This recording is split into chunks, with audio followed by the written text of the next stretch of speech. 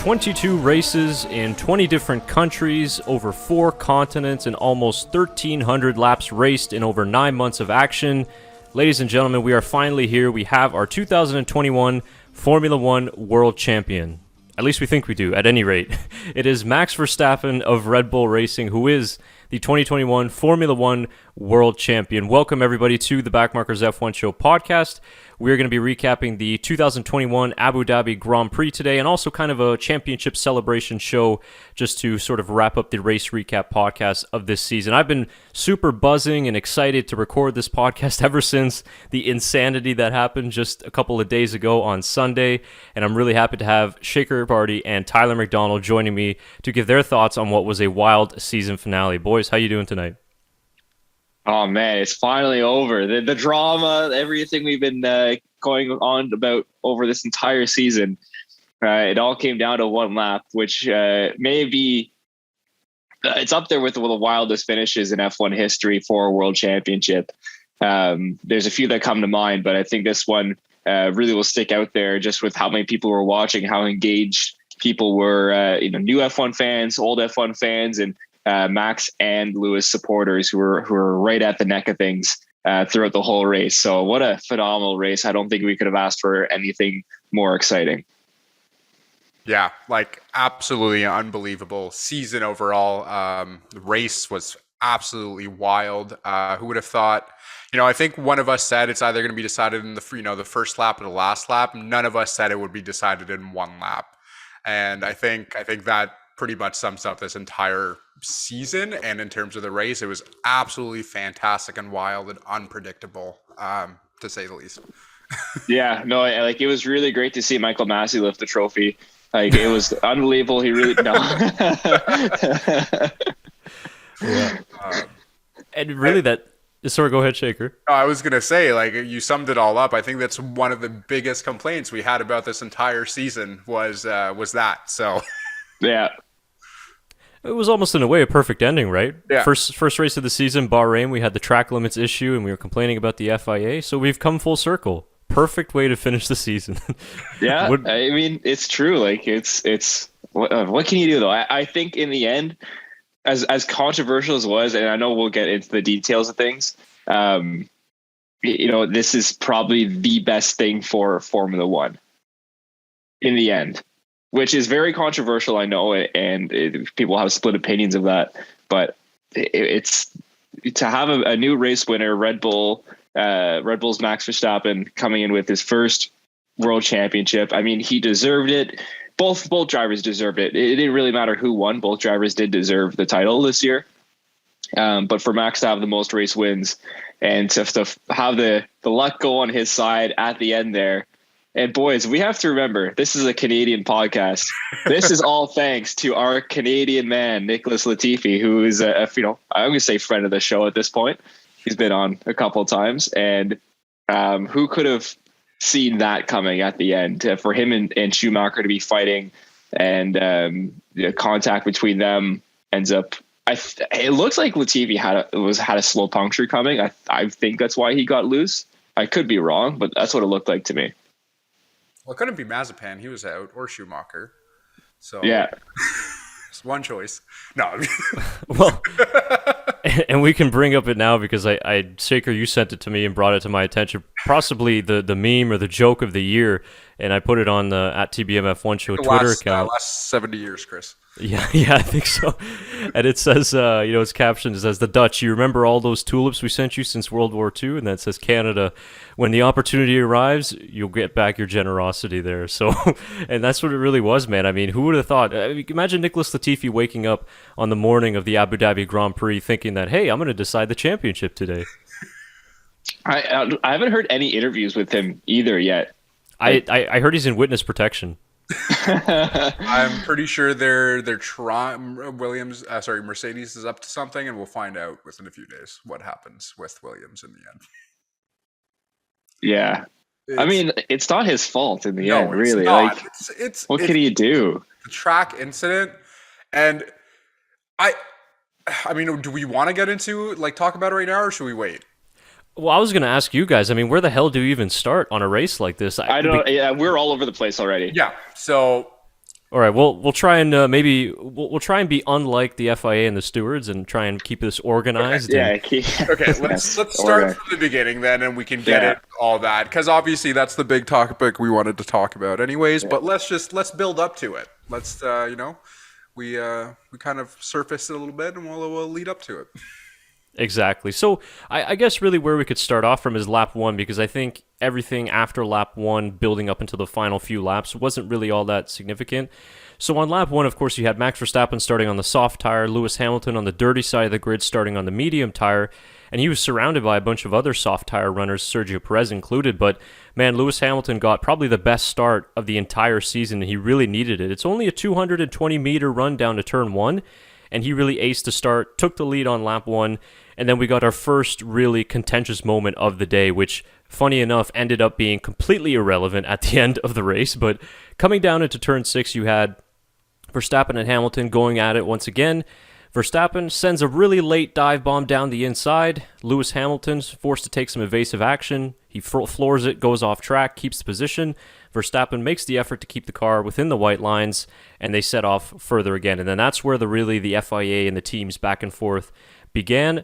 So let's start with you, Tyler. How did you see that incident playing out, and did you agree with how the stewards handled the situation at that point? First off, I do want to give a quick shout out to Lando Norris with a very impressive qualifying in P3 and having a great starting position. It was a great quality lap from him. But yeah, no, on to the start. I mean, it was a great mix of Lewis having an unbelievable start and Max getting a lot of wheel spin off the line and having maybe one of the worst starts he's had this season as well. And going to the incident, I mean, it was a very late move from Max. I think Max knew on the soft tires he had to get ahead as soon as he could to try and hold Lewis back a little bit, with Lewis having, will have the longer life in those tires. I think it was the right decision all around. Lewis did a good job of avoiding an accident, because an accident very well could have happened there. I think he could have not cut the chicane as much and rejoined a little bit shallower into the track, but I do understand he's trying to get some speed going toward that DRS straight. So there's a catch-22 there, and I understand. Max did keep it in the white lines, and I know Martin Brundle was saying, well, that's a clean overtake in that case. Well, in my opinion, it isn't. I never drove in an F1 car. He did, so he would have a lot more expertise than me. I'm just a fan. And in my opinion, seeing that, he didn't give Lewis a chance to make the corner, which I think to make an overtake, you can't just go barreling in there, giving your rival no options. So I like the no penalty. I like how Lewis gave brought back and brought the gap back. It wasn't as far as I thought they were going to bring him closer than what they did. I think that could have been adjusted a little bit if you're going to change anything. But all in all, I think it was a good job by the stewards just to stay out of that one. That's good, hard racing. The driver sorted it out on the track and kept moving. Yeah, Tyler, I think you said exactly what I wanted to say here. I totally agree. I think it should be like this. I think they ended up deciding for a second gap, which was given to Lewis Hamilton for him to keep the lead. It could have been a little bit shorter, but I totally agree. At first I kind of thought it should have gone Max's way, but 5 or 10 laps in, the gap was really close, and they should have. This championship was not going to be decided on penalties, I don't think, or racing at incidents. It was going to be left to pure racing, and that's exactly what they decided on lap 1 and carried it through. So, I think the good summary from both of you, I would agree with the overall points there. I don't think that Verstappen overtook Hamilton in that situation, so I don't believe Hamilton should have been forced to give back the position. I understand Red Bull's frustration in comparison to some of the Turn 1 incidents in Saudi Arabia, because it's a little bit similar, right? They excused Lewis Hamilton for pushing Max off track in Turn 1 in Saudi, and they eventually had to give the penalty to Max. So I understand Red Bull's frustration there. The only sort of qualms I had about it was, how did they determine the gap that Hamilton gained and then eventually gave back, because we didn't really see the gap being given back that much. I would agree with what you said there, Tyler, that maybe he shouldn't have taken such a wider line out of that quarter just to gain that advantage. But overall, I don't think that penalty should have been given out either way or position swap, because Verstappen never completed the overtake. So I don't think that he should have been forced to get the position when clearly he didn't get past him. You know, it was sort of the same thing with the safety car protest that Mercedes put in at the end of the race, where it's like people were saying, well, he overtook him. Well, it's like, I mean, if that's what we're defining as an overtake, is 5 centimeters of his front wing in front of Lewis's, then we've got problems here in racing. So it wasn't an overtake in both situations. So I didn't have an issue with that. So that was the first instance of the stewards and the FIA getting involved, but the rest of the race was pretty clean. I mean, Lewis Hamilton really put down the gauntlet in the first 2/3 of this race with the pace that he was showing, whether it was on the medium tire, whether it was on the hard tire. I mean, he was just so much out in front of Max Verstappen, and it was really impressive to me just how big the gap was between Hamilton and Verstappen. I think that the Mercedes was just really working well in terms of race pace. Surprised that the soft tire fell off that quickly for Max. I thought that it was going to last a little bit longer. You know, Ferrari and Alpine were saying that the soft could make it to lap 18, maybe even 21. It was some of the preferred tires actually for the other teams, but it didn't really work out for Verstappen. So I guess the next place that we could really go with this was the second driver teammates, you know, being a big factor in this race. And maybe I could just share the screen here with you guys, because we can watch the absolute, in Max's words, legendary defense of Sergio Checo Perez. And when we had discussions about this in the beginning of the season, of the impacts of the number 2 drivers, what can Perez bring to this team, this was really the race in which we saw Sergio Perez making a big impact on the race. And I'm just curious to get your thoughts, guys, on Sergio's defense against Lewis Hamilton and just how big of a role he played in this race. I thought it was phenomenal. I thought it was clean. Most importantly, he respected a lot of the driving ethics there, and I thought that he did a really good job. Yes, he weaved a little bit on this straight, but honestly, nothing too major. And he did a really good job cutting back on the inside. Lewis let his guard down there. I was really surprised he cut back out. And Perez did a great job of realizing that and cutting down the inside to get a nice toe and go back down and regain the position. Once again here, although he lost the position momentarily, he got DRS and overtook Lewis right back. And, you know, it's tight, but, you know, that's really impressive racing by Sergio Perez. And in the end, it didn't play a factor in the race, but, you know, it could have. I mean, he held Lewis up for 5 seconds just on that lap. Mega job by Sergio, and Max and Red Bull hopefully will be giving Sergio you know, maybe some extra props, hopefully a little bonus on that, and definitely a nice contract.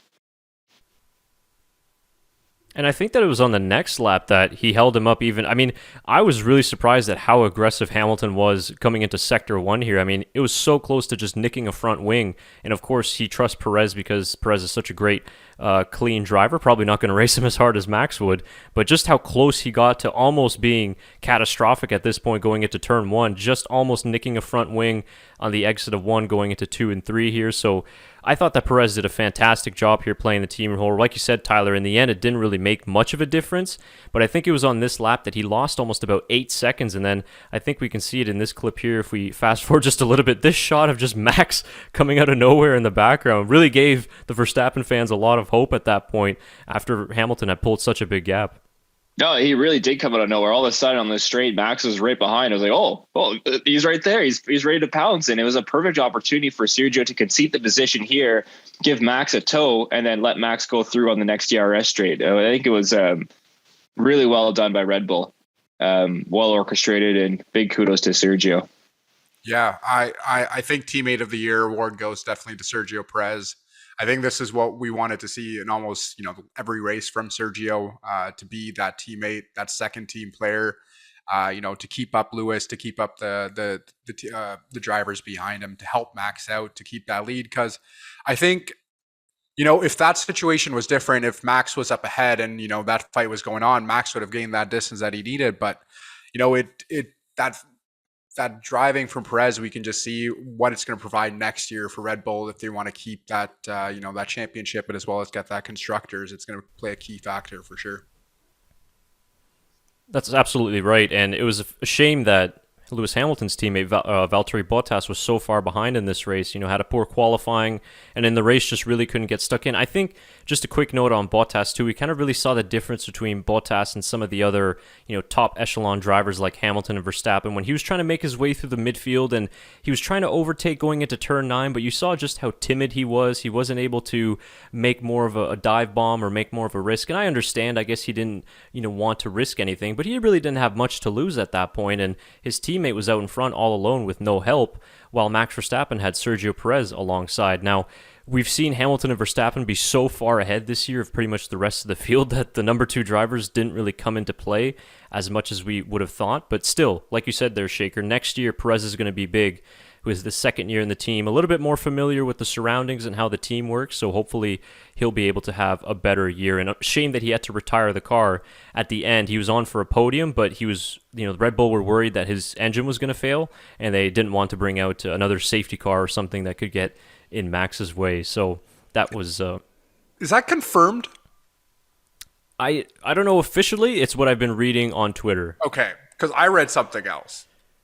I read that Red Bull purposely pulled them so they can have less cars in between Lewis and Max.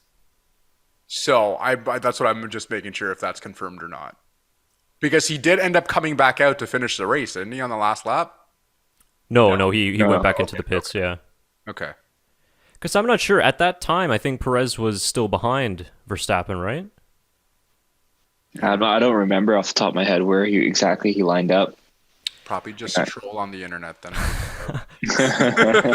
Well, actually, because I believe I remember reading that, Shaker, but I also remember reading that they boxed Perez so that AlphaTauri could get 5th in the Constructors, with Tsunoda and Gasly finishing 4th and 5th. Okay. I think that maybe had Tsunoda gotten the podium, maybe AlphaTauri could have gotten 5th, so possibly that's a reason as well. But it's like you were saying, I don't know if that was a troll or if it was a joke or just actually being serious, so I'm not really sure.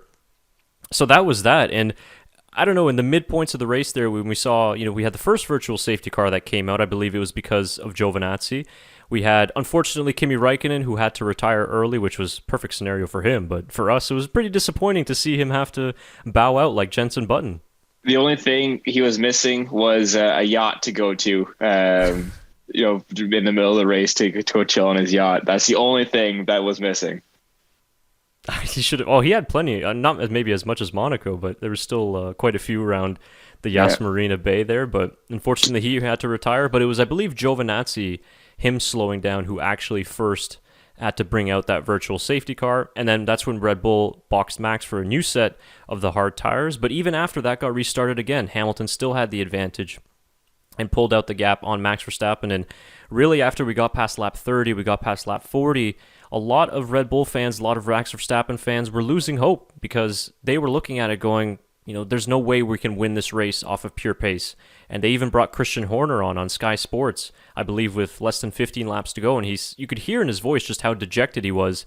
And he's essentially said, we need a miracle to happen in order to have a chance to win this championship. Hamilton is just too fast today. The car is just too quick. We cannot deal with the race pace of Mercedes. The F1 gods answered Christian Horner's and the Orange Army's prayers because I can't remember exactly which lap it was. I believe it was lap 54. They cut to the scene of Nicholas Latifi's car in the final few corners, just parked there with enough damage where we're thinking, holy cow, a safety car is going to be brought out here. When you guys saw that, what was going through your mind at that point? I said, why does it have to be Nicholas? Why couldn't it be someone else? Just because I really like Nicholas and he's on the show, and I don't want him to get any hate from Mercedes fans or the team or anything like that. He's a really good race car driver, and I don't want him to get bashed on for something that I don't think was his fault. I mean, he was just racing hard, and him and Mick made contact. I couldn't believe it though. I was like, come on, this is like, where is the script writing in this to have this happen at the end? Because Lewis had the race won. It was Lewis's 8th world championship. We're rewriting history to have an all-time leader in world championships. It was done and dusted. And just like that, the whole championship it's just turned right on its head, and we got set for some drama to follow. Sorry, I blanked out towards the end there. I honestly, when I first saw that, I was kind of surprised to see what was going to happen, because I mean, usually in a safety car like that, they have to allow the cars through, but it hasn't come down. We haven't seen it in a scenario in the last few years where there's just not enough laps. Maybe there was one, actually. Maybe I'm mistaken. Maybe it was like a rain. But yeah, just for them to carry all the way through was going to be the big one, and it looked like it was coming down, and I thought maybe 3 to 4 laps in they were gonna red flag it and finish off the race, but nothing happened. They were still talking about it, and nothing ever followed through, and it just until the thing happened. The thing. That thing. You make up a really good point, Shaker, because I thought they were going to red flag it, and I thought that would have been the best finish that they could have done, because then both drivers get a fair shot on fresh new tires, and we could have had a 1 or 2 lap shootout in the end there. I really, that's what I thought was going to happen. I was really surprised when the whole kind of I was confused. I should say surprised. I was confused. I didn't know what the heck was going on. That's a great point. A lot of people have brought up that red flag idea and really just resetting the race in a way that was fair to both drivers, because I think we're going to get right into it now with what we think about everything that went on with the stewards' decision. But let's also not forget that obviously I have a lot of, or I feel for the Hamilton fans and Lewis Hamilton himself, because he did nothing wrong.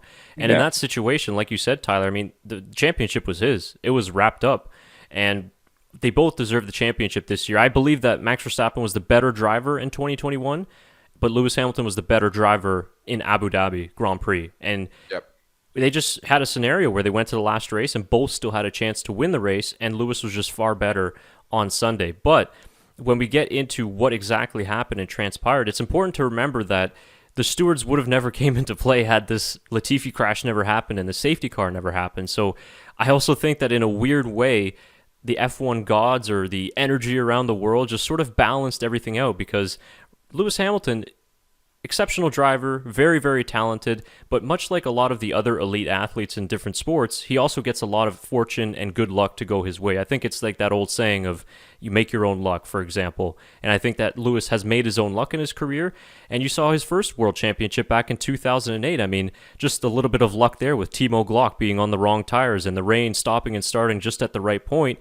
And he passes them at the couple of last corners, and he's world champion, and he breaks Felipe Massa's heart. And here we are 12, 13 some years later, and his heart is being broken essentially on the final lap after really having the championship in his hands. So it's important to remember that even the stewards would have never came into play had that crazy safety car scenario never happened. But my initial reaction was, oh, they're going to end this under the safety car. Because I was looking at the Latifi damage, the debris, where exactly it was on the track. I'm like, okay, this is going to take way more than 3-4 laps to clear. And I was like, okay, it's going to end under the safety car. And then that's when things started to get really interesting.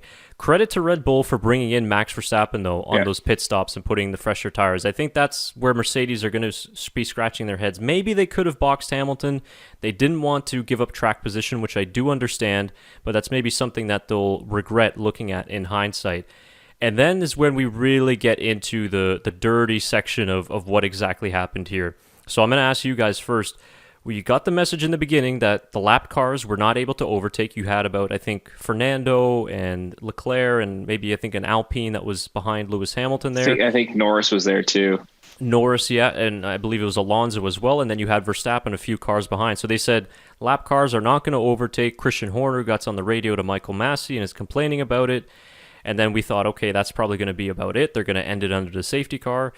And then lap, 57 or whatever it was, I think it was the second last lap, they get the graphic on the top of the screen popping up that says, lap cars may now overtake.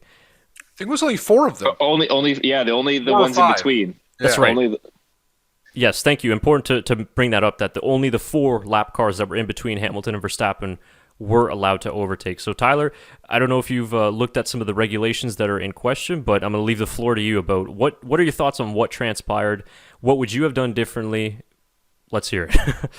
I mean, it's so tricky, right? I mean, I understand you're doing what's best for F1 in that scenario, and let's bring in all the different perspectives. Let's bring a Mercedes perspective, a Red Bull perspective, and an FIA/F1 marketing perspective. And the marketing perspective comes in. Well, we have to have this finish not under a safety car, and we have to have them actually race toward the line if we're going to do this, because what's Max going to do? Try to overtake all these lap cars? Let's only remove the lap cars, and it's going to be a shootout between those two drivers, and we're going to have great drama, and this will be a perfect ending for the Netflix series, and we'll bring viewers in for next season, and we'll really grab a lot of attention toward F1. It's going to be the talking point around the world, and they succeeded in that sense. F1 is the biggest talking point around the world right now in sports. It's captivated a lot of people, and yes, the Netflix series is going to go phenomenally after this season, especially with that ending, because of all the drama that ensues with it. It's the right thing to do to grow the sport. Is it the right thing to do on the track? I don't necessarily agree. Let's look from a Red Bull perspective now. Of course, you want to have those drivers not in between Lewis and Max, and I would agree with what Alonso said on the team radio. Where he said, Max should be behind Lewis. We shouldn't be in the middle of this. I 100% agree with that, but they should have done that, 2-3 laps earlier. And I understand that the FIA didn't want to put the marshals in a hazard with cars racing around them. If you try to implement that, make them go VSC pace around that section of track where Latifi had crashed and the marshals were recovering the vehicle. I think that would be the smart thing to do. If you go from a Mercedes perspective, well, the rule book's the rule, and all cars must overtake and catch back up to the end of the queue before you restart the race. And that wasn't followed. And we can't have these discrepancies in the rules. Well, we're only going to do this in this scenario, because then what's the point of having the FIA rule book in that sense? I mean, that's what frustrated me the most, is that why are we bending the rules just for this one scenario? And like I said, it's catch-22 because it ended up being a phenomenal finish. But you did bend the rules a little bit just to create that dramatic appearance. I still think a red flag would have been the ideal way to end this championship and end this season. They could start from the grid and go right back at it with each other going into turn one. I'm sure there would have been an accident, but even more drama then. You get your season-ending drama in that scenario. Go ahead, Chris. I just wanted to quickly throw in at that part where you're talking about the regulation. It also states that they have to wait until the next lap for the safety car to come in and then start the actual race. So it's not just that the lap cars can go through and we can start the race right on that lap. They have to wait one more lap, which would have meant, of course, the race would have finished. Yeah. So there you go. Even more reason why they should have, in my opinion, they should have kept the cars in between if they're going to start under the safety car to avoid all this. And, if you were the lap cars, they have a good sense on their head. You probably just pull right to the side and let Max go and just have at her. And that would have been the best case scenario, I think, if you're keeping the safety car. But in the end, I do think a red flag would have been the ideal situation for everyone involved. I think it would have made everyone happy. Maybe not Mercedes, but it would have made them a lot more happier than what actually happened. So, anyways, I've rambled on enough. But Shaker, what's your opinion? Again, I totally agree with you, Tyler. I think in the end, it was a marketing decision, not a Netflix-based decision. Sure, they're going to get a great show in the end, but in the end, Netflix doesn't decide F1. It's the viewership that decides F1. And we know for the last, few years up until that Netflix series came around and F1 got more publicity, that they started to get more viewers. And I'm sure this last race, I know a bunch of my friends who have never watched F1 in their life were tuning into this race. We know one of them. So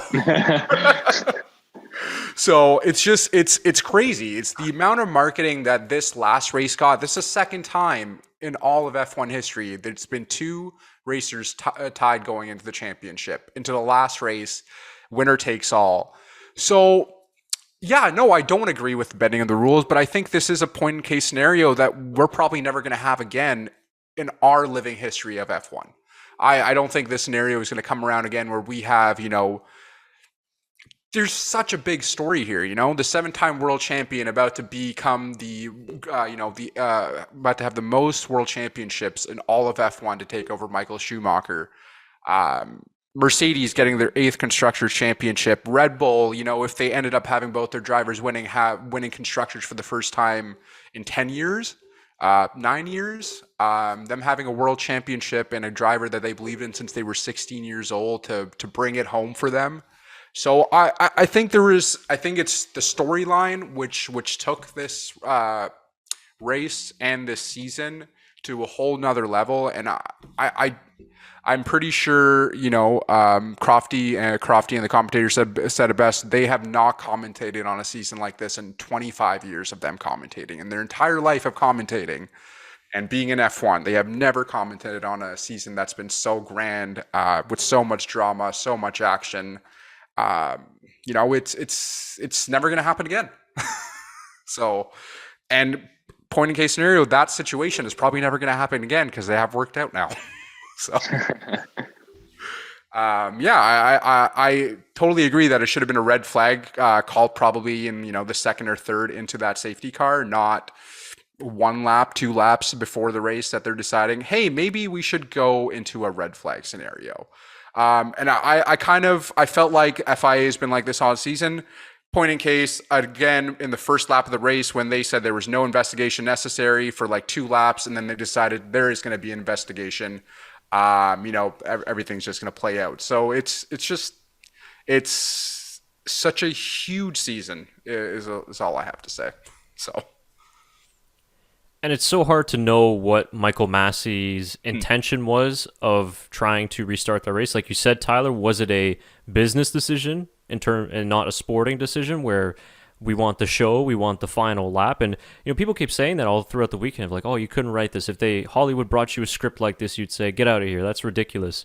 But then you start to wonder, kind of like what Lewis Hamilton said over the radio, that it was manufactured this way, because it's just so unbelievable that it's almost like, you know what, maybe they did some backdoor deals and slid a couple of euros and dollars here or there just to get this crazy finish. But I obviously prefer to see Verstappen winning the championship this year, if he was a driver that I was cheering for. But at the end, it was just such an awful way that the FIA handled the ending, because for the first time in this season, I really do believe that the Verstappen and Hamilton fans are finally coming together, together on one similar cause, which is, what in the hell was the FIA and Michael Massey thinking? Because the drivers in this case did absolutely nothing wrong. We've had debates this year about, understeer and off-track limits here. Verstappen's a dirty driver. Hamilton pushed him wide, blah, blah, blah, blah, blah. But this is the case that Verstappen and Hamilton were totally innocent in this situation. And it wasn't fair to Lewis Hamilton, who drove a great race, who was 4 or 5 laps away from his 8th world title. Yes, the safety car came out, which was bad luck for him, but still, if we went by the rule book, I think that we should have finished under the safety car. Now, if we look at that regulation, there is that clause in that sporting regulation that basically says that the race director has, in a way, authoritarian power to just kind of decide whatever he wants to do with the race, because there is a clause in there that says he can decide whatever he wants, including what to do with the safety car. And I believe that is the argument the stewards made and the FIA made in terms of dismissing that Mercedes protest. Now, if the Court of Appeal, which I believe it's going to go to in the next couple of days on Mercedes' side, they might see that differently and say, you guys did not follow the sporting regulations, because I do believe Mercedes has a pretty good case, but I'm wondering if that clause that's in there is what's going to end up saving, Red Bull and Verstappen's championship, to just basically say, you know what, the race director has the authority and the right to just decide what he wants to do with the safety car, because he was specific to say that only those 4 cars could overtake. So if he is allowed to do that, then okay, that's one thing, and we need to have a different discussion. But either way you look at it, I just don't understand how at first they said, we're not going to let the lap cars overtake. Then a lap later we say, okay, well, then we're going to let the lap cars overtake, but only these 4 cars, not the other 3 that we needed to. It was just totally confusing. I don't think that the stewards and the FIA have been anywhere near what they had to be this season for the type of championship that we had. And I know it's a very tough job, And, this isn't a shitting on Michael Massey type party, but I do believe that he's a little bit out of his depth. And he was a guy that took over the job because the guy that was originally in the job unfortunately passed away. But he came in on a temporary basis, but he just eventually got the job for good. But we've seen that he's struggled in that position. So I don't also think firing him helps, because Martin Brundle brought up a great question post-race saying, who are you going to bring in? Who the hell wants that job now anyway? But who are you going to bring in? At least he has the experience. So he needs some help alongside him. But it's like you guys were saying, why not just bring out the red flag? It allows you to clear the track. It allows you to gain, your thoughts, give you some time of what you want to do. But also, why didn't you just make the decision right in the beginning to say, let the lap cars overtake? I agree with Massey's intention of saying this is a motor race, like he told Toto Wolff. I want to get the race restarted because these two drivers deserve to finish the season racing and not behind a safety car. I understand that and I support that decision, but not in the way that it was carried out. I think Martin Brundle made a really good point. Michael Massey needs some help, and he needs a couple more guys along his side to at least help him direct up there or bounce ideas off of, because yes, he has his stewards, but in the end, he's getting a lot of communication. He's constantly being barraged by everyone, and I feel for him, because that's a lot to handle, to have 10 teams, 20 engineers berating you every single lap for some sort of, little thing that's going on. So he does need some help. And I'm not sure if Charlie Whiting had help or not up there. I don't really remember, to be honest. But if he did, I'm not sure why that wasn't reinstated for Michael. And I think it'd be a good idea for him to bring in 2-3 guys, maybe bring in a former driver and a former engineer or team principal to work alongside him in that FIA race director role as, just consultants. I think that would do a lot for the sport and would really take a load off his plate as well, trying to referee these 20 drivers constantly every single lap. I'm sure he must go at the end of the race with a massive headache with the amount of crap he hears from everyone. Well, and that's the second part too that I wanted to bring up. I think this race highlighted how utterly ridiculous it is to have the teams directly communicate with the race director. I think that totally needs to be shut out for next season. And this was the first year where we really heard it because of the public team radios. But I believe that the two team principals at the end of the race, it's totally inappropriate for them to get on the race and essentially try and influence the decision of the race director. Toto just blatantly came on the radio and just say, no safety car, no safety car. In my opinion, that's just not appropriate because you have no absolute authority or you don't have any part or say in what the race director is trying to do. And people were bringing this point up of you get these football managers like Jose Mourinho's on the sideline. He doesn't have a direct intercom with the referee or the VAR guy sitting in the back saying, hey, no, that wasn't offside, or hey, no, that's not a yellow card. They don't have the direct line, and these are officials. These are our officials, the race directors and the stewards. So it should be completely independent. And like you said, Tyler, imagine trying to clear the track of a hazard. Safety should be the number one priority. And then you've got these, birds and vultures in your ear always trying to chat away saying, don't do the safety car or let the lap cars overtake. Don't let them overtake. So I think that needs to be completely brought out of Formula One for next season. Yeah, and you could sense the frustration in his voice when he was talking to Toto Wolff at the end because it was nonstop. Since lap 1, he probably heard it, not just from Toto and Christian. It was probably from, like you said, all the other teams that were involved. So, I totally agree with you guys. You definitely need some help, and it doesn't. And sure, there is nobody else, but like Tyler mentioned, bring in former race directors, team principals, or some of the people who are involved in F1 and have been through it. I'm sure Kimi would not be interested, but but someone like Romain Grosjean or somebody who was involved with with the teams who represented the drivers when he was there. So having somebody like that would be a huge help for sure. I don't know who is the Ferrari race director or team principal for Binotto. Maurizio Arrivabene. Arrivabene. There's a guy with a lot of experience that would be someone, he could probably bounce a lot of ideas off. He's a smart man as well. Yeah, I'm sure there's lots of examples that we could use, but He's at Juventus, actually. oh, is he? Yeah. Oh, well, there. He's currently under investigation with some of the other members of the team, but that's a different story. Oh, okay. Sounds classic Juventus that's going on right now. So, so he might be available, Tyler. he might be available. I don't know if he's under investigation. Maybe you don't want him. Yeah. No, I totally agree with you guys there. And like I said, it's an impossible job, right? And we don't even see what's going on in the background. So I understand that it's very easy to criticize, and I do have sympathy for the difficulty of the job. But that being said, I don't think it's an excuse, because this is the governing body of world motorsport. This is the highest level of motorsport in the world. We're talking about two drivers in Verstappen and Hamilton, who, especially on the Hamilton side, one of the best drivers ever. Verstappen, one of the great up-and-coming drivers at the moment, potentially could be on the Hamilton level in a few years' time. They don't deserve to have officiating like this. And this is the season result of just flip-flopping decisions, not having enough authority over their own officiating. And I'm the biggest fan of letting them race, and I want hard racing, and I don't want penalties. But at the end of the day, I don't want the rules just to be made up on the fly. And I think for next season, again, I'm going to reference what Brundle said, because I agree with it 100%. Sit them down in a room. You can broadcast it to the fans. If you don't have to, sit the whole teams down with all the drivers, show them all the examples of the incidents of what happened in 2021, because there's definitely plenty of them now, and show them that this is what you can do, this is what you can't do.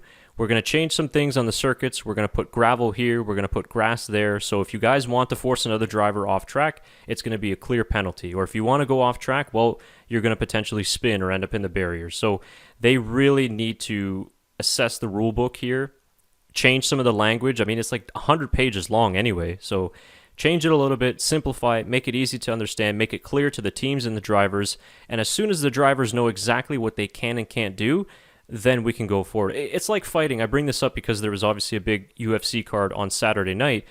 The rules in the MMA are now very clear and defined in terms of eye pokes, in terms of different things like that. And it's very clear. You violate that rules, you get a warning, or you get a point deduction. So in F1, it needs to be the same thing. Okay, you push the driver off track there. First thing we're going to do, black and white flag. That was risky. That was on the limit. Don't do it again. The next time you do it, you get a penalty. So we just want the clarity and we want the consistency for 2022. I think you make a really good point with all these runoffs now too. I mean, we probably need a little more gravel or grass in there to use that. I mean, I think if there's gravel on the outside there, I don't know if Max makes that lunge into into turn 9 or whatever it was on lap 1. Because if he overcooks it, he's going in the gravel as well. So, maybe he doesn't make that big old lunge. He still makes a lunge, but, he knows Lewis can go wide in that scenario. So I know it's tough with street circuits and he can only do it every once in a while or whatever, but it's something to keep in mind in the future. Of what we can do to improve these inconsistent calls or consistencies from track to track. It varies clearly from track to track on what is going on. So, I mean, who knows what the future holds for us, but all I'm going to say is I'm glad we got to see two world-class drivers fight it out in the end, both well deserving of the championship. I feel for Lewis. I wanted to see him get 8. But at the same time, I'm equally as happy seeing Max get his first, world championship. It was awesome to see. It's awesome to have a new world champion, obviously, and he deserves it just as much as Lewis did. So I thought it was a phenomenal season, and it adds more drama towards next season as well. What's going to happen with the 2022 cars? Who knows? We could have Ferrari in it. Carlos Sainz could be, is up there as possibly being a world champion, in my opinion, if Ferrari can have a car for 2022, Chris, because I mean, he was absolutely phenomenal this season. Outbeating Leclerc, his teammate this season, getting a podium at Abu Dhabi to finish things off. I mean, what a season Carlos Sainz had, smooth operator all the way to the end. And he really has a shot, as being one of the underdogs in the sport. No, great point. I think Sainz is the sleeping lion for 2022 if that Ferrari car can be as good as the Mercedes and Red Bull. And yeah, finished P5 in the Drivers' Championship as well. But yeah, like you said, ahead of Leclerc in your first season is mighty, mighty impressive. So there's a driver that unfortunately, again, the podium doesn't get the shine because of course, the drama and the championship celebrations, understandably so. But I think we'll be talking a lot more about Carlos Sainz in the lead up to the 2022 season because he's an underrated driver and potential world champion on the horizon too. So just before we wrap up and we get on to the final lap, because we do need to talk about the final lap, possibly one of the greatest final laps in F1 history. What do you think the fallout is going to be? Because as we stand here, we are recording on a Monday evening. Mercedes have intended to appeal that denial of their protest of course, the sort of race regulations and sporting regulations debacle that was happening there. And I was reading that this could go to essentially what is the superior court for motorsport. But I believe that they have to have a decision by Thursday because the FIA gala is on Thursday in which they actually crown the world champion, which, as a side note, I still cannot understand how a premier sport like Formula One doesn't award the damn championship trophy when the damn world championship is actually decided. Nobody watches the FIA gala. It's never broadcasted. Nobody cares about it. Kimi got plastered at it one year just because it's so boring. I mean, why not give it to them there? It's basically it would be like saying you won the Stanley Cup and we're going to give you the Stanley Cup 3 weeks later when we go to the awards show in Vegas. It is the dumbest thing in the world. No, you're 100% right. Because I was watching with my girlfriend and she was getting ready to take a photo of Max. I said, "Oh wait, no, that's the Abu Dhabi trophy. Like wait, they're gonna bring out the World Championship trophy. Like just wait for that." She goes, "Oh no, that's great. Like that's the one I wanted." And then they never brought it out. I was like, so it's gonna happen soon. I was just waiting for it to happen, and they never brought out the trophy. I was like, "What is going on?" It makes zero sense. You're right. You know what the worst part about it was? It was there in the press conference. It was there before the race. They got the shots of Hamilton and Verstappen standing beside it, and then they're like, "All right, boys, pack it up. Send it to wherever the fuck the gala is going to be at." Like, no, honestly, like sometimes you just scratch your head as an F1 fan. So, like, even if you win, you're still not crowned world champion, technically. No. You're crowned world champion in a tuxedo. And people don't even get to watch? No. That's stupid. No wonder Formula One got so much shit and lost viewers. Seriously. Well, yeah, you're not. Yeah. Like, I could rant about this all day. I said this when Lewis won the last couple of years, too. I said it always then. It's like, we know when Hamilton's going to clinch it, so bring the trophy to the damn race where he clinches it, where it's like, oh, no, here's this, like, plastic Heineken trophy. Congratulations, Lewis, 7-time world champion, greatest driver ever. Here's your plastic trophy. And, like, the World Championship trophy, it's nice. But he doesn't get to take that home. I don't even think he ever gets to touch it, just at the award show. So it's just this weird thing. It's the only sport that they do this. Like, in tennis, you win Wimbledon, you get the trophy right there. Okay, I understand you can't take it home, but NBA, you get the trophy. You know, gold medal, you get it put around your neck. This is just, I don't know, man. Yeah, I mean, they had the gold confetti, so I mean, I guess Max could wear gold confetti if he wants. Yeah. But that's the only thing he had. I was very surprised. I thought they were going to bring the trophy out, and maybe I just never noticed it because I didn't pay attention to Lewis, getting ready to hold the title. Like, maybe I was just paying more attention to it this time. It's the first time I noticed. I mean, that's an easy one to change. Like, frig. I mean, they got custom sweatshirts that said world champion. Yeah. I honestly, you know what I always think about? I always think about the other team that lost, So there's probably hundreds and hundreds of Lewis Hamilton world champion printed shirts or T-shirts and hats just sitting in a fucking warehouse that are just going to be thrown out or burned. Or sent to somebody. Yeah, I think a lot of that stuff, I know what the NHL does is they send all that memorabilia to underprivileged countries that need clothes and stuff like that. Funny story about that. Okay, so one time I went back to India, right? And I was walking in the middle of the road. It was like 9 o'clock at night. I was going to have some street food. And I saw some guy wearing like a 2007 Ottawa skills competition T-shirt. And I'm like, excuse me? How did you get that shirt? And then my cousin explained to me, it's like, yeah, people like, donate clothes here all the time that obviously people don't wear there. I'm like, makes perfect sense though. But like just the chances of me running into that shirt, being a local Ottawa person, just like, what the hell? Maybe next time you go there, you'll see a Lewis 8-time world champion shirt. Right? Yeah. Because they definitely had it ready, obviously, because, Max, all of his team put it on right away. But, that whole trophy thing, it made me so mad. I don't even remember what my original point was before I went off into that rant. I have no idea what I was going to talk about before that. Sorry, I remember now. Apologies, folks. It was the repercussions of the whole situation there, because like I said, I feel really bad for both drivers because Verstappen deserves this championship, and I think that regardless of the stewarding decision, he went out and won that thing on the final lap, which we're going to get to next. But I also feel really bad for Hamilton because he didn't do anything wrong. He didn't put a foot wrong all the race, and he was only a couple of kilometers away from winning his 8th world title. But realistically, I mean, what do you do in this situation?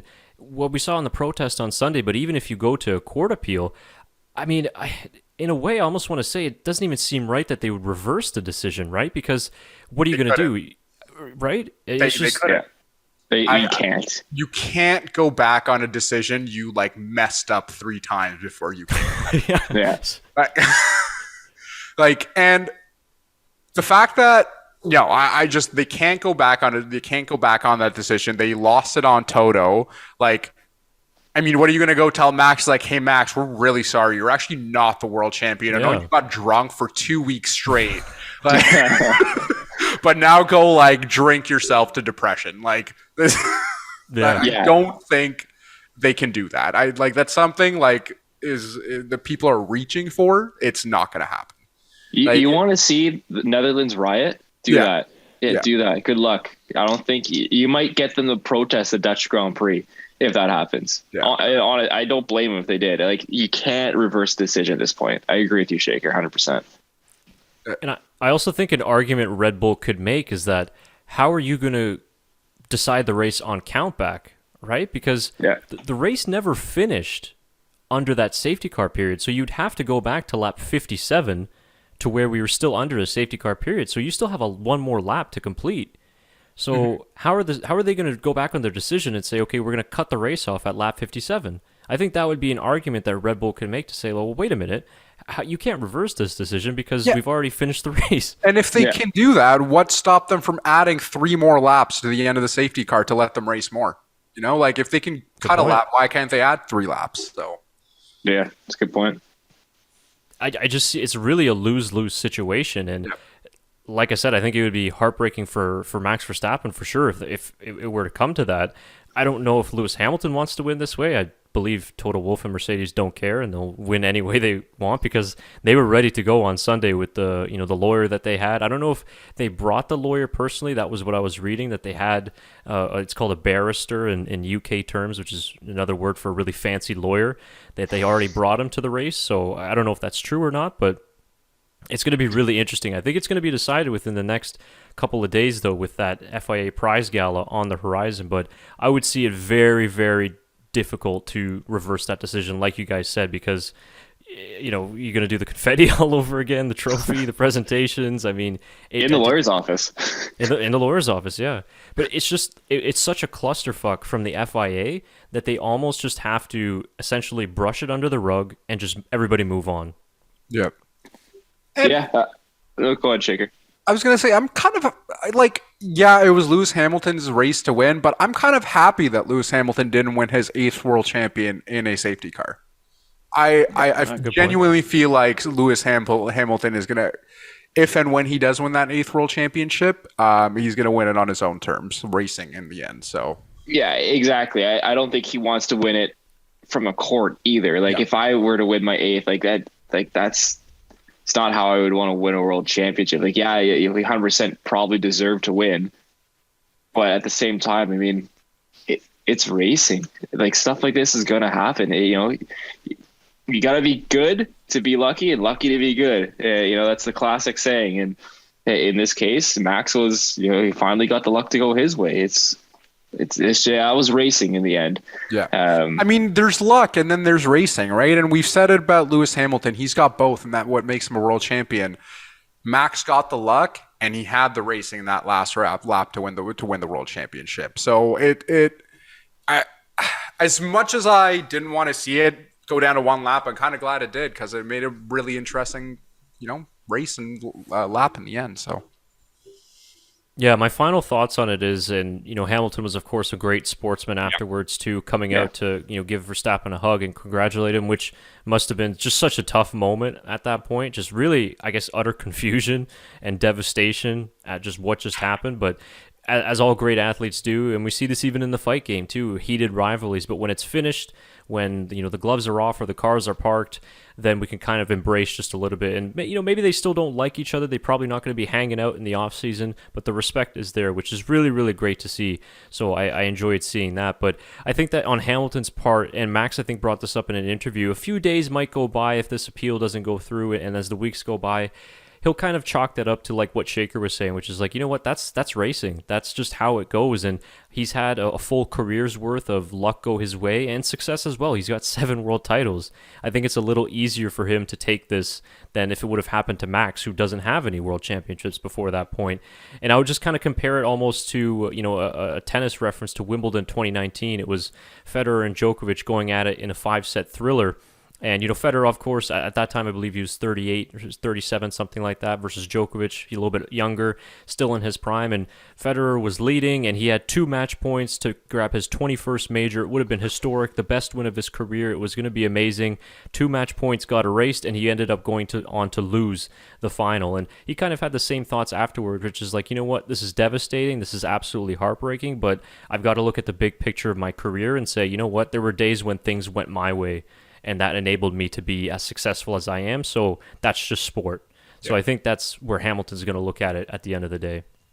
Yeah. And I just want to say, not just respect to Hamilton, the entire Hamilton crew, especially his dad as well, to go up to the Verstappen family and congratulate him afterwards. And, it's nice to see the embrace between fathers as well, because, they were there in every single race. They went go-karting with their kids, and see them win, and, to see the competition win as well is always a good thing to see.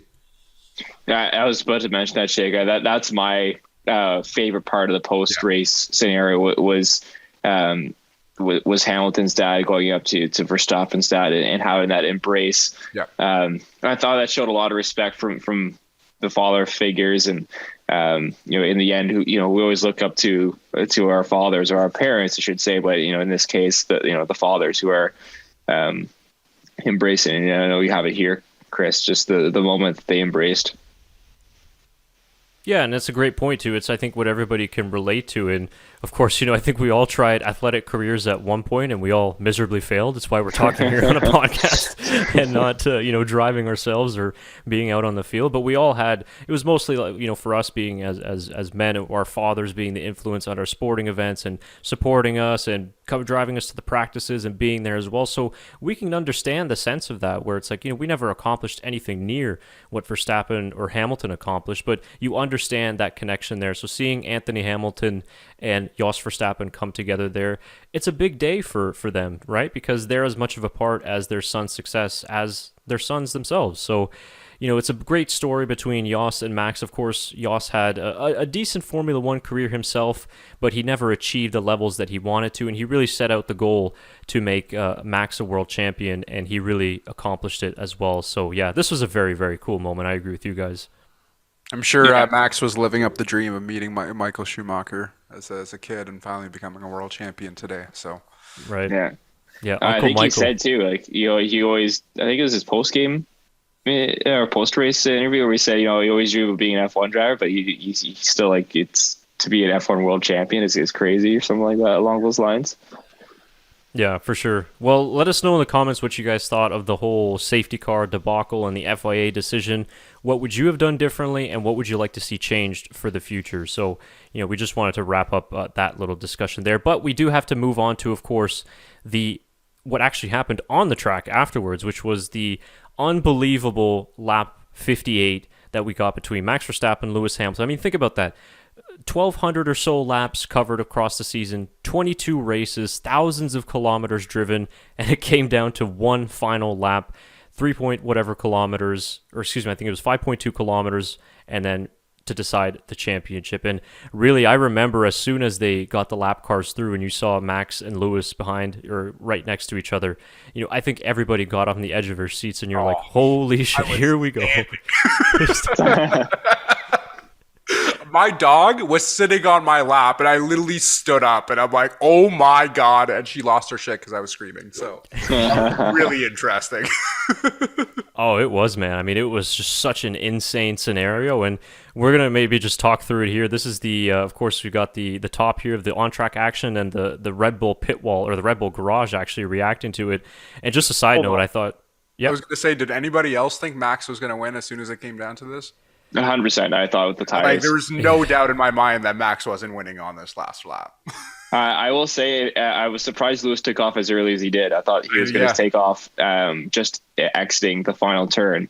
But, I mean, Max did so. I didn't think he was going to set it up this early, and I think he caught Lewis off surprise as well. Either. Yes. I didn't think it would happen here either, Tyler. I thought he missed it. I thought he missed it.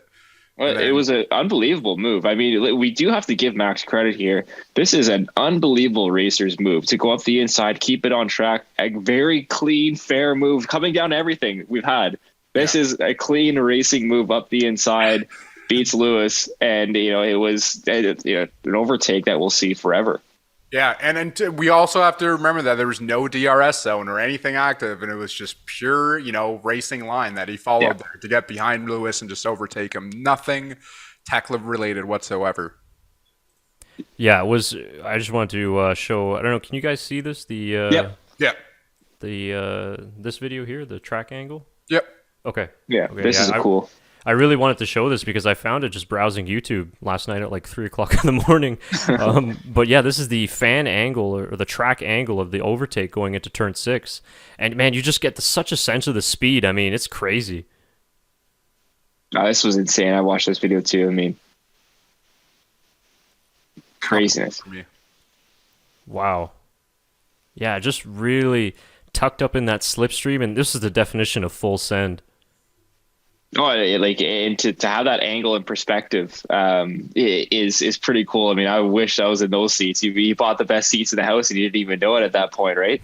Right. To see an overtake like that right in front of your eyes for a world championship is pretty phenomenal.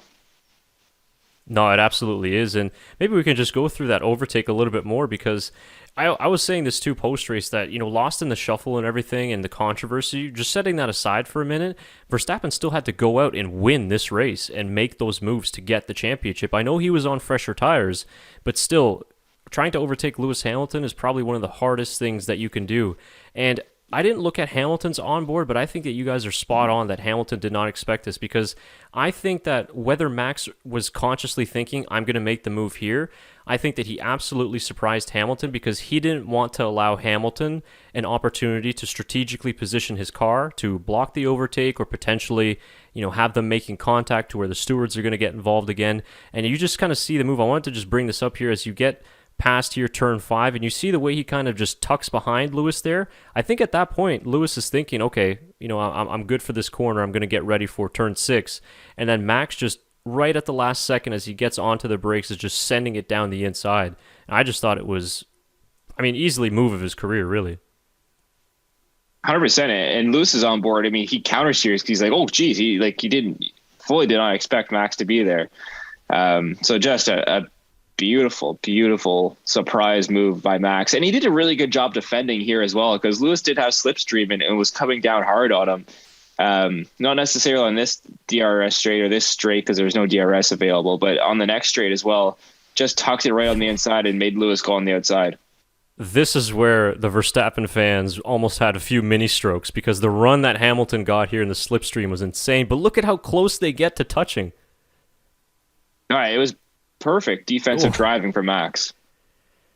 I mean, I think we can even just pause it here a little bit when you go just to see how close it was. And great from both of them, really. I mean, after all the comings together this year, they kept it clean. But look at that. I mean, what is that? Maybe a centimeter or two? Insane. I think the one comment that I will make, though, is once Hamilton has some time to process the results. And I'm curious, what do you guys think about this? But do you think that he'll regret not being aggressive enough on this final lap? Because I think that he could have possibly tried to send one here into turn 9 and even turn 6 before. But I mean, should have he maybe tried to be a little bit more aggressive? The tires for it. He did. True. I just don't know where you go. Wait, if you pause it there, Chris.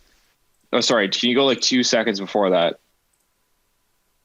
Like when you got on Lewis's onboard here, I don't know where on the inside you go there. I mean, you have to go down the inside in that corner, and he has no room. He's forced to go to the outside. Yeah, it's Max just positioned his car beautifully, and then once Lewis decides he's going to the outside alongside him, Max then eases his car to try and get a run on the outside as well to have a little bit of an angle toward the apex of the corner. I mean, it was beautifully defended by Max. Yeah, and that deserves credit too, not just the attacking there into turn 5 to get the overtake, but the defending as well was really smart. And some interesting insights I was reading this morning that Max was talking about, that on this final lap, probably because of the adrenaline and the nerves and the fatigue, he was having massive cramps. I think in his left leg, in the braking leg, and he was saying, he said after the race he was still cramping. Yeah, and he was saying it was just so bad that he was like, gritting and biting his teeth to try and get through it. And then finally, once he got the move, or once he realized that Lewis wasn't going to get by him after here in turn 9, he said he was able to sort of brake a little bit earlier, lift off a little bit earlier, just to kind of try and relieve the cramp a little bit. But I just love seeing the team reaction here, just how on edge that they are. And there's the Christian Horner video as well. But even here, I remember I was watching the race with my dad, and after he got here into the hotel section, my dad was like, "Oh, it's done, finished. Max has got this." And I was like, "No, we gotta wait. We gotta wait a few more corners," because he said the same thing when Federer was serving for the Wimbledon final in 2019, and we know how that ended up. I was like, "You gotta wait, man. It's not over until it's over," because Lewis could still do anything that's possible, and you never know what happens. But eventually, he came good. Look at the team. I haven't seen the team yet. That's awesome. I think Crofty said Verstappen would need a Michael Schumacher-esque lap in this one to make it count. I would consider that Michael Schumacher. I think he'd be pretty proud of that. Yeah. Yeah, and then you got Christian Horner there. And I think we do have to play this. Of course, it is the team radio as Max Verstappen crosses the line, which, again, whether you're a Verstappen or a Hamilton fan, what's really cool about this victory is that it's a first-time world champion. We haven't seen this since Nico Rosberg in 2016. And, the last couple of years, because Hamilton has been so dominant, we tend to forget just how special and how significant a world championship victory is, just because Hamilton has got 7 of them. He's done it so much. But to see the reaction of a first-time winner, have a close listen to the first voice on the team radio. And we're going to see if you guys, the viewers out there, can guess who this is.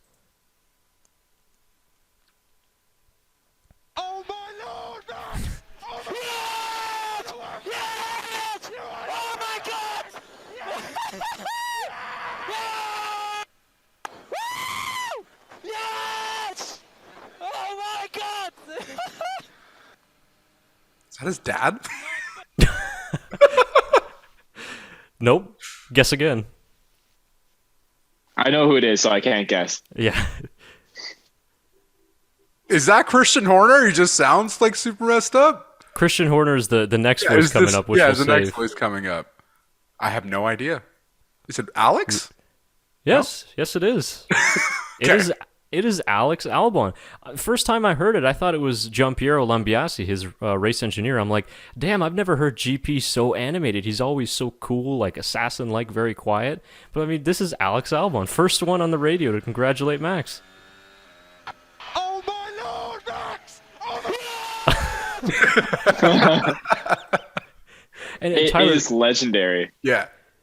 You and I were discussing this off air. It's like, I guess he just hijacked the radio, but the first one of all was the guy dropped last season, the reserve driver. It's hilarious. No, I loved it. I thought it was unbelievable. Like, I didn't know who it was to start, and when I realized it was Alex, like, oh my god, like what a. I was happy to see him there with the Red Bull celebration. Oh yeah, me too. But yeah, what a team radio! I mean, he couldn't write that script better of how you interact with the team right after a world championship like that. I thought it was unbelievable. And this next part, which is very similar to how Seb Vettel, got the radio message a few years, or almost a decade ago now. But wherever you sit on the fan side of things, or especially if you're a neutral fan, it's hard not to get chills when you hear Christian Horner. It sounds like all the adrenaline, all the emotions. He just took one deep breath and just laid it all out in this next radio message here. Oh, sorry, I don't want to. Oops, sorry, I skipped it there. Max Verstappen, you are the world champion! The world champion! Like, that's coming from directly in his bones. Mate, you absolutely deserve it! You absolutely deserve it! You've had no luck! Not the rub of the grip! Recharge on, please. Recharge on. There's GP. There's JP. Can you stop crying? Not the rub of That's the so grip. funny. Recharge on, please. Recharge on. Max, we are so proud of you. Unbelievable. Oh my God, guys. I love you so much. You are like a champion all year. You deserve that. We needed a bit of luck. You got it. You made it happen. No kidding. And we love you. We absolutely fucking love you. It is unbelievable, guys.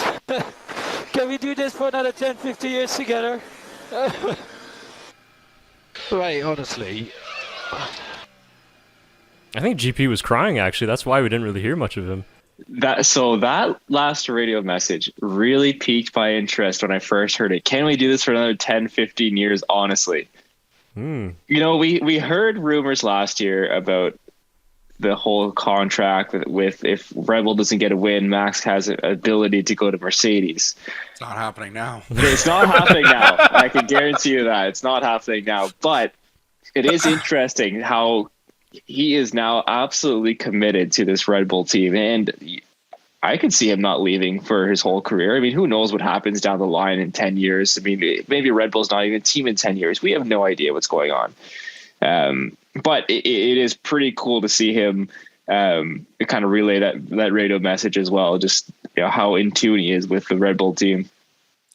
And I mean, why would you not be? It's they form your team around your driver, and he's supported. He's shown what he could do for the team. So why would you not want to be there? Red Bull supported him since he was 16 years old, probably younger than that actually when he started. So Yeah. No, it's crazy. And I almost, 10 to 15 years, I thought Max would probably retire before then, but that might be a scary thought for some of his rivals if he's planning on doing that. But I really see it difficult now, him leaving Red Bull. So he's pretty tied up with that team. So very, very cool. Credit to Alex Albon, too. Much respect to him for just being such an amazing team player. And he deserves credit, too, for the work he did behind the scenes as the reserve driver. He played a pretty crucial role as well in this championship. So, Chris, I just put two and two together.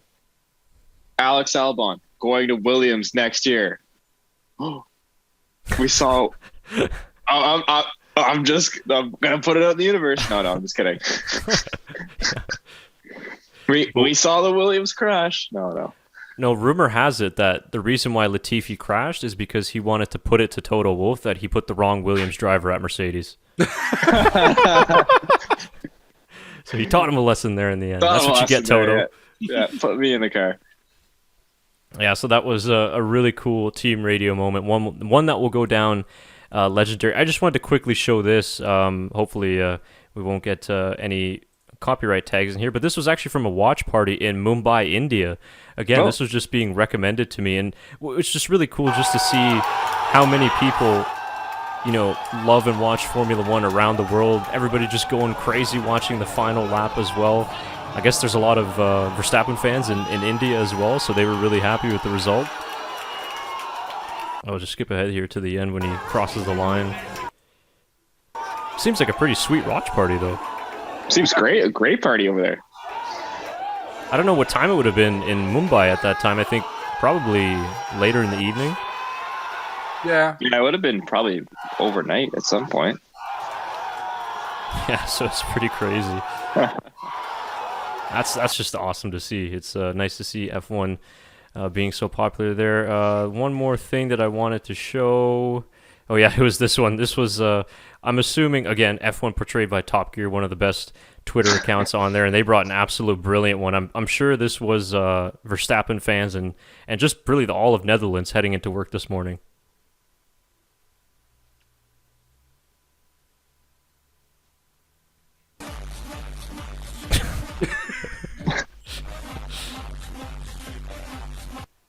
I'm sure they would have been a little bit happier than James May, but you get the point. Which one? I had another funny one here. This one I just came across too. I don't know what this is from. Funny. I have no idea. Apparently this is drunk Max trying to get into his apartment, but I just captured it. I'm like, this is going to be Max heading into the tire test on Tuesday after a couple days of partying. He can't even open the door. Can't even get the door open. Been there. Yeah, he's almost got it. But apparently it was like a surprise party, I think, because like his whole family was there when he went in. He's just so like... That was his birthday, and he's like, what is going on? Yeah. So... oh, man. My question to the Dutch fans is, because we were kind of talking about it, and obviously we're not from the Netherlands, so we don't know this. Is Max Verstappen now the most famous athlete in all of Netherlands? The most well-known athlete and most famous coming from the Netherlands. I would say, in my opinion, he has to be. Like, we were trying to think of soccer names. I don't know. Well, yeah. In terms of most well-known right now, it 100% has to be Max Verstappen. I think he's more of a global superstar than we think. And especially now, I mean, he's going to be an even more bigger global superstar with the first world championship. But maybe the more important question to ask, and the Dutchies can help us out with this one, is he the greatest Dutch athlete of all time? You have to think, there's, I'm sure the Dutch would know a lot more athletes than we do. But like the first ones that come to mind is Robin van Persie. Johan Cruyff. Yes.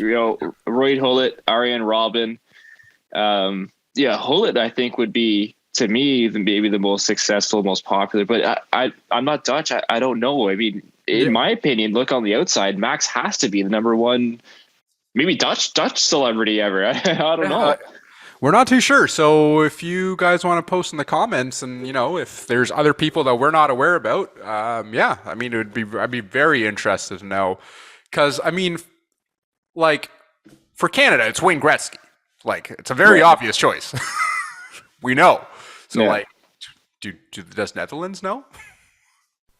Well, a few other names maybe I could throw in there. I mean, in terms of greatest of all time, I mean, we're all football fans, so we know Johan Cruyff is a legend. Yeah. I mean, I was using that Cruyff fake before I ever even knew it was from Johan Cruyff. So, I heard all the stories from my dad about what a legendary player he was. But, some other names I'd probably throw out there in terms of the fight game that I know of, Netherlands is very well known for its kickboxing. So you got somebody like Ramon Dekkers. You could throw Alistair Overeem in there as well. Rico Verhoeven right now, who's one of the top kickboxers in the world. And I believe he is actually friends with Max Verstappen too. So you could go there as well. I mean, those are all exceptional, legendary fighters in their own right and athletes as well. But yeah, it's a very interesting question. So if you are from the Netherlands, please let us know who would be your greatest Dutch athlete of all time. But certainly currently at the moment, I don't think anybody's captivated the sporting world like Max Verstappen has. And, we see some other Dutch soccer players, for example, you mentioned Robin van Persie, like Edwin van der Sar, for example, as well, was very successful in his day, Ruud van Nistelrooy. But I don't really think any one single athlete has really put his nation on the map like Max Verstappen has. I mean, the support from the Orange Army, just think back to what we saw at Zandvoort this year. I don't really remember seeing that for any one athlete before. So what he's been able to do is insane. And now that he's a world champion, and as long as he has the car, probably a few more left before he retires, whoa, sky's the limit. I genuinely think Johan Cruyff is like the only comparison, because in terms of footballing, the Cruyff turn, all the stuff that he's done for the footballing world, I think the only comparison I could think of in terms of a Dutch athlete. Yeah, I mean, you take a look at the traveling fans, like you were saying the Dutch Grand Prix, but like they travel everywhere for him. I mean, look how many Dutch fans were in Abu Dhabi. I mean, you've seen it everywhere throughout this season. The Orange Army coming out in droves to support Max. It's unbelievable the support he has. And I mean, definitely from the outside, in my opinion, for looking at it as a just fan, he is the most popular, not only athlete, but possibly person ever in the Netherlands. Yeah. Very interesting. So we'll leave the comment section open for you guys out there, even if you're not from the Netherlands and you're not Dutch. Let us know, is Max Verstappen, first of all, the most well-known Dutch athlete in the world at the moment? And then second of all, is he the greatest athlete of all time? Because remember, F1 drivers are athletes, so we can include him in this conversation. So yeah, the Dutch have a lot of rich sporting history themselves, so it should be interesting what you guys think. And also, Arie Luyendyk, for example, is another great Dutch driver in the past. There's been some other Dutch drivers as well, that have come up. Guido van der Garde, for example, Christian Albers, but certainly not at the level of a Verstappen or a Luyendyk. So yeah, it's a great era for the Orange Army and the Dutch fans. Congratulations to you guys as well. I know the support that you've shown your driver over the years has been extremely special to watch, and also to our channel as well. I mean, ever since that we've started, back when we had less than 100 subscribers, it was really the Netherlands who found our videos first and eventually put our channel on the map and gained us quite a significant amount of viewership. So we've always had a pretty special connection with the Dutchies out there and Holland as well. So we really appreciate you guys for being with us all these years, and we kind of got to enjoy the celebrations a little bit with you. Certainly not as much because we are not Dutch, we are Canadian. So, but you owe us one for that Latifi thing, so just keep that in mind. Keep that in mind when it comes back around and Stroll and Latifi are fighting for a world championship. We need Max to just put out a safety car for us to let us win the world championship. I'm going to appreciate the tulips a lot more this year. You know what? Only Dutch and Canadians will get that joke. So Perfect. Okay. Oh man, what a season! I mean, I think that's going to wrap it up. I think we're close to almost over an hour and a half just speaking on this championship decider, which I'm not surprised about. We could keep going probably for another good couple of hours, but we're going to save it because we are going to do a separate podcast just recapping the 2021 season. But I think we've really encapsulated this dramatic and crazy, emotional, but also exciting season finale that we're going to be talking about for many days to come, but also many years to come. But we're very thankful that we have this channel during this season, that we get to talk about this, and that we also get to have viewers like you guys out there listening to us or watching us on YouTube and giving us your feedback as well. So Tyler and Shaker, I'll leave the final word to you guys before we sign off tonight. Man, what an F1 season. I mean, we had it all. I can't wait for next season. This has been the wildest F1 season that I've watched that I can remember. And I'm so glad to be on the podcast with you guys. It's been an unbelievable ride, lots of awesome conversations, and awesome support from all of our fans as well. So I really appreciate everyone subscribing to us and watching our videos and listening to our podcast. We really appreciate the support, and can't wait to have hopefully many more crazy seasons to come on this podcast and in F1 in general. Yeah.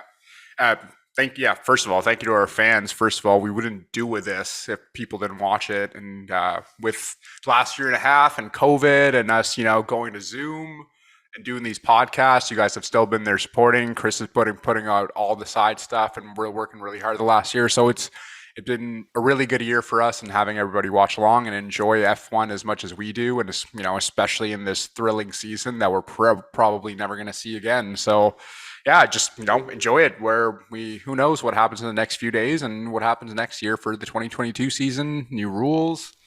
I'm pretty sure, it's going to be super interesting because we don't know what's going to happen in 2022, but it's for sure not going to be like this one. Yeah, it'll be really, really awesome to see what happens. And thanks to you guys as well. You guys have been a lot busier with your own work lives as well than I have been. So I've kind of done some of my own videos on the side, but you guys have been pretty flexible with your schedules coming in after busy days at work and things like that. And like tonight, staying up a little bit later to do the podcast as well. So thank you to you both and all your inputs on this episode and throughout the whole year.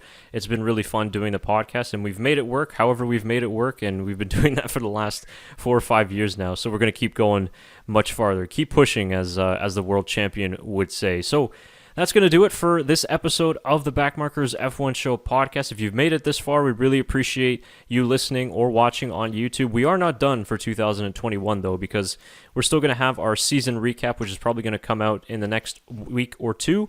We're going to record that probably soon.